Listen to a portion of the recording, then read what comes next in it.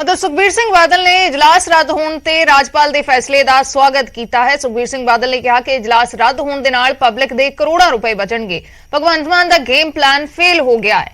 खरीदो फरोख्त की जांच सीबीआई हाईकोर्ट राही करानी चाहिए है। सुखबीर सिंह बादल ने बयान दिता है।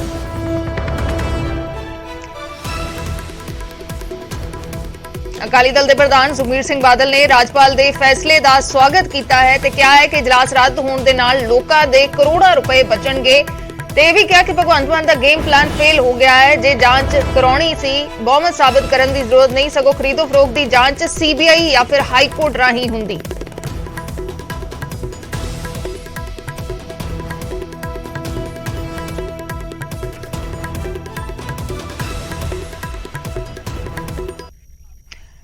सुखबीर सिंह बादल दे वल्लों ट्वीट किया गया। ट्वीट करते हुए उन्होंने लिखा कि सरकार दे मुंह ते चपेड़ है। जहाज चो उतारे जाने के बाद संजीदा बनने की कोशिश और विधायकों की खरीदो फरोख्त के मामले दे विच सीबीआई या हाईकोर्ट तो जांच के हुक्म देने की थां मुख्यमंत्री भगवंत मान ने एक होर चाल चली सी।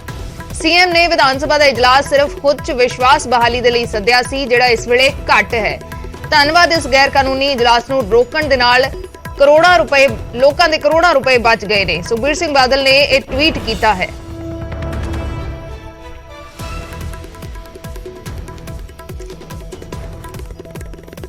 उधर कांग्रेस ने भी राजपाल दे वल्लों विधानसभा का विशेष इजलास रद्द किए जाने वाले फैसले का स्वागत किया है। मैं सारिਆਂ ਨੂੰ पहले राजपाल साहब के फैसले ਨੂੰ वेलकम करना। एक हिस्टोरिक फैसला है पनवारी लाल पुरोहित जी का।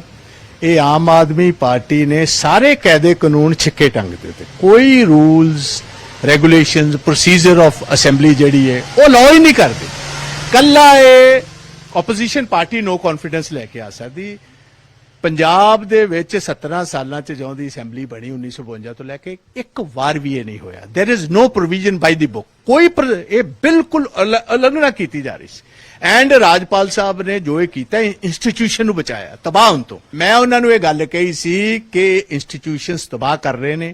कोई रूल कोई रेगुलेशन असैम्बली का अलाउ नहीं करता। Summoning of a session no confidence का वोट लैन का इन्हां को पूरा वोट है। किसी ओपोजिशन पार्टी ने डिमांड नहीं की। ये पैसा 1.5 करोड़ रुपया कल लगना तबाह हो जाना है। ये निरी एक ड्रामेबाजी। 1400 करोड़ पंजाब च आ चुका होया। 25-25 करोड़ रुपए नहीं 1400 करोड़ वास्ते नवा सैशन बुलाने की लोड़ है। 1400 करोड़ का किहड़ा नवा पैसा आया वो तो बाहरों तुसीं लोन की गल करदे हो, तुसीं ओहदी गल करदे हो लोन की। वो तो लोन चुके आ जी। अगे पंजाब दे उत्ते कर्जा थोड़ा होर चुक लिया तो कहंदे असीं कर्जा ही कोई नहीं चुकना जी। कदी होया कि सरकार ने सैशन बुलाया होवे और राजपाल मना कर दे? कदी इतिहास च होया? कदी इतिहास च तां नहीं होया कि जिन्नियां पहले दियां सरकारां रहियां ने कदी भी उन्हां सरकारां ने इहो जिहा अनकॉन्स्टिट्यूशनल कदे भी नहीं उठाया। जे रूल परमिट करनगे तां ही हो सकदा है ना सैशन, जे रूल्स ही परमिट नहीं करदे।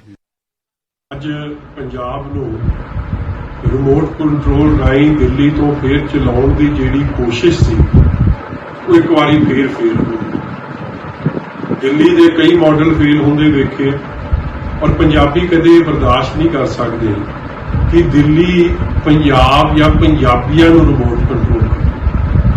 कॉन्फिडेंस मोशन सिर्फ ते सिर्फ ओनली कॉन्फिडेंस मोशन वास्ते हाउस सद्या गया। ਜਿਹੜਾ कोई रूल प्रोसीजर अलाउ नहीं करता कि सिर्फ कॉन्फिडेंस मोशन ਲਈ ਤੁਸੀਂ विधान सभा ਦਾ ਸੈਸ਼ਨ ਸੱਦੋ। ਇਹ ਜੁਮਲਾਬਾਜ਼ੀ ਤੁਸੀਂ ਕਰਨੀ ਹੈ ਜੀ ਸਦਕੇ ਕਰੋ, ਮਗਰ ਪੰਜਾਬ ਦੇ ਖਜ਼ਾਨੇ ਤੇ ਬੋਝ ਕਾਹਦੇ ਲਈ ਪਾ ਰਹੇ? 1 ਕਰੋੜ ਰੁਪਏ ਦਾ ਖਰਚ ਆਉਣਾ ਸੀ ਕੱਲ ਦਾ ਸੈਸ਼ਨ, ਇਹਨੂੰ ਕੈਂਸਲ ਕਰਨਾ, ਇਹਦੀ ਮਨਜ਼ੂਰੀ ਵਾਪਸ ਲੈਣੀ। ਗਵਰਨਰ ਸਾਹਿਬ ਤੁਹਾਡਾ ਸਵਾਗਤ। राजपाल दे वल्लों यह इजलास रद्द कर दिता गया। आखिर रद्द क्यों होया इजलास? सिर्फ कॉन्फिडेंस मोशन दे लई इजलास नहीं बुलाया जा सकता। विधानसभा दी नियमावली दे विच कोई प्रोविजन नहीं है। पंजाब विधानसभा के जो कानून ने रूल्स एंड रेगुलेशंस ने उहदे विच अजिही कोई प्रोविजन नहीं है कि जिस दे तहत सिर्फ कॉन्फिडेंस मोशन दे लई सैशन बुलाया जाए। इसका हवाला दिता गया है राजपाल दे वल्लों जो चिट्ठी कड्डी गई है इसनूं विधानसभा के सैशन नूं रद्द करन दे लई। कानूनी सलाह तो बाद इजलास रद्द किया गया है। लीगल ओपीनियन लिया गया सी राजपाल दे वल्लों, जिस तो बाद इस सैशन नूं रद्द कर दिता गया है। विरोधी धिरां ने सैशन रद्द करन दी मंग रखी सी।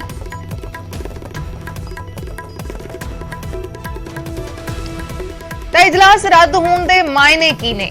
ਕੀ ਰਾਜਪਾਲ ਦੇ ਫੈਸਲੇ ਦੇ ਨਾਲ ਸੰਵਿਧਾਨਕ ਸੰਕਟ ਪੈਦਾ ਹੋ ਗਿਆ? ਜਿਸ ਤਰੀਕੇ ਦੇ ਨਾਲ ਆਮ ਆਦਮੀ ਪਾਰਟੀ ਕਹਿ ਰਹੀ ਹੈ ਕਿ ਲੋਕਤੰਤਰ ਦਾ ਕਤਲ ਹੋਇਆ ਹੈ, ਕੀ ਪੰਜਾਬ ਦੇ ਵਿੱਚ ਸਰਕਾਰ ਬਨਾਮ ਰਾਜਪਾਲ ਦੀ ਸਥਿਤੀ ਇਸ ਦੇ ਨਾਲ ਬਣੇਗੀ?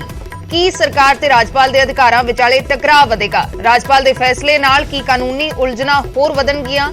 ਪਹਿਲਾਂ ਇਜਲਾਸ ਲਈ ਮਨਜ਼ੂਰੀ ਦੇਣੀ ਤੇ ਫਿਰ ਵਾਪਸ ਲੈਣ ਦੇ ਕੀ ਮਾਇਨੇ ਨੇ? ਕੀ ਇਜਲਾਸ ਸਦਨ ਤੋਂ ਪਹਿਲਾਂ ਸਰਕਾਰ ਨੇ ਕਾਨੂੰਨੀ ਪੱਖ ਨਹੀਂ ਵਿਚਾਰਿਆ ਸੀ? ਇਹ ਵੀ ਵੱਡਾ ਸਵਾਲ ਹੈ ਇਸ ਮਾਮਲੇ ਦੇ ਵਿੱਚ। ਜੇ ਕਾਨੂੰਨੀ ਪੱਖ ਦੇ ਤਹਿਤ ਹੀ ਇਸ ਨੂੰ ਰੱਦ ਕੀਤਾ ਗਿਆ ਹੈ ਤਾਂ ਕੀ ਸਰਕਾਰ ਨੇ ਕਾਨੂੰਨੀ ਪੱਖ ਨਹੀਂ ਵਿਚਾਰਿਆ ਸੀ? ਵਿਰੋਧੀਆਂ ਨੂੰ ਮੋਸ਼ਨ ਤੇ ਇਤਰਾਜ਼ ਕਿਉਂ ਸੀ? ਆਮ ਆਦਮੀ ਪਾਰਟੀ ਦਾ ਅਗਲਾ ਮੂਵ ਕੀ ਹੋਏਗਾ? ਕੌਨਫੀਡੈਂਸ ਮੋਸ਼ਨ ਦੀ ਲੋੜ ਹੀ ਕਿਉਂ ਪਈ ਸੀ? ਬਹੁਤ ਸਾਰੇ ਸਵਾਲ ਨੇ ਇਜਲਾਸ ਨੂੰ ਲੈ ਕੇ। ਇਜਲਾਸ ਰੱਦ ਕਰ ਦਿੱਤਾ ਗਿਆ ਹੈ।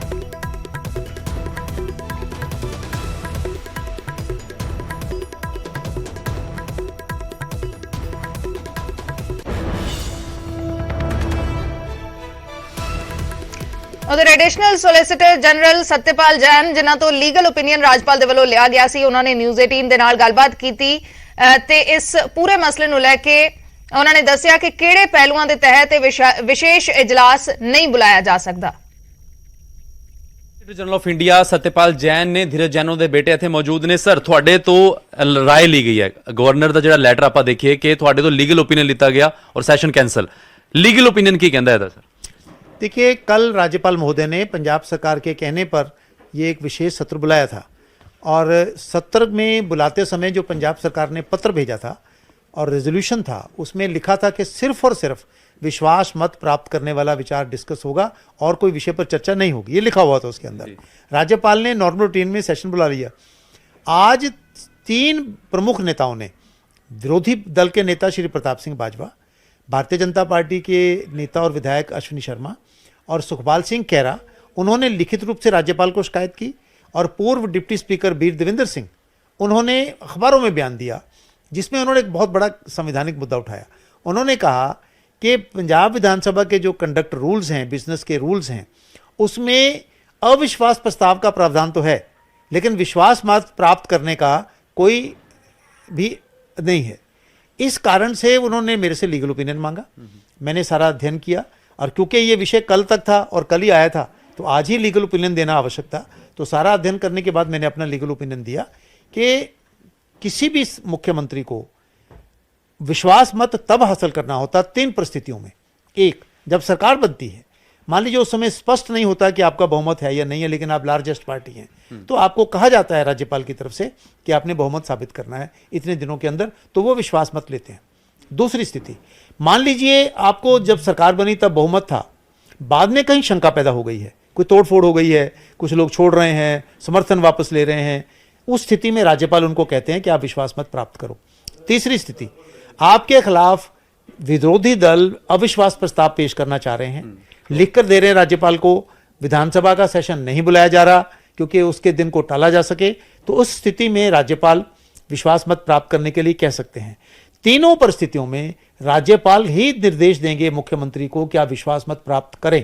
अपने लेवल पर विश्वास मत प्राप्त करने के लिए ही सिर्फ एक ही मुद्दे को लेकर कानून के अनुसार, विधान के कानून के अनुसार कोई ऐसा प्रावधान नहीं है। तो ये ओपिनियन उनको मैंने लिख कर दिया, इन राइटिंग में दिया है और उसको स्वीकार करते हुए उन्होंने अपना जो परमिशन दी थी, जो समन किया था, वो वापस लिया। विधानसभा का सत्र राज्यपाल ही बुला सकते हैं, संसद का सत्र राष्ट्रपति जी ही बुलाते हैं। इसलिए जब राज्यपाल बुलाते हैं और राज्यपाल को ये लगा कि ये कोई विषय ही नहीं है, बिना किसी कारण के आप सत्र बुलाना चाहते हो, तो राज्यपाल ने उस आदेश को अपने आज वापस ले लिया है।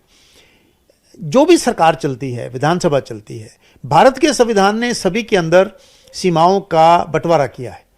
मर्यादा अपनी राज्यपाल की अलग है, विधानसभा की अलग है, हाई कोर्ट की अलग है, सरकार की अलग है, मुख्यमंत्री की अलग है।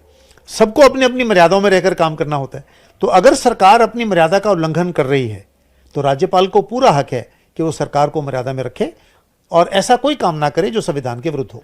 जैन साहब, ਜਦੋਂ ਗਵਰਨਰ ਕੋਲ ਇਹ ਲੈਟਰ ਜਾਂਦਾ ਹੈ ਕਿ ਅਸੀਂ ਵਿਸ਼ਵਾਸ ਮਤ ਹਾਸਿਲ ਕਰਨਾ ਚਾਹੁੰਦੇ ਹਾਂ, ਤਾਂ ਉਸ ਟਾਈਮ ਗਵਰਨਰ ਸਾਹਿਬ ਨੂੰ ਲੱਗਿਆ ਕਿ ਇਹ ਜਸਟ ਨਾਰਮਲ ਲੈਟਰ ਹੈ, ਬਾਅਦ ਚ ਤੁਹਾਨੂੰ ਕਿਹਾ ਗਿਆ ਅੱਜ ਲੈਟਰ पूरा डॉक्यूमेंट भेजे गए? ऐसा राज्यपाल के पास जब ये प्रस्ताव गया तो नॉर्मल रूटीन में उन्होंने साइन किए, क्योंकि राज्यपाल का कोई हित नहीं था। अगर ये जो आम आदमी पार्टी वाले कह रहे हैं जी राज्यपाल हमारे ये है वो है, कुछ नहीं है। अगर वो ऐसी उनकी नीयत होती तो वो कल ही उस पर आपत्ति करते। नॉर्मल रूटीन में उन्होंने शुरू कर दिया। आज जब प्रमुख नेताओं ने उस पर आपत्ति की और लिखकर रिप्रेजेंटेशन भेजी, कि दंडों लिखकर के गई रूल- हुई हैं कि इसका प्रावधान नहीं है। तो रूलों का अध्ययन किया गया और रूल्स में देखा गया कि वाकई अविश्वास प्रस्ताव का तो प्रावधान है पर विश्वास मत का कोई प्रावधान नहीं। क्योंकि आम आदमी पार्टी ये कह रही है कि लोटस ऑपरेशन लोटस फेल हो गया। और एक सवाल हो रहा है, क्या लीगल राय सरकार वालों ली गई सी कि हाँ ਅਸੀਂ ਕਰਨ ਲੱਗੇ ਹਾਂ?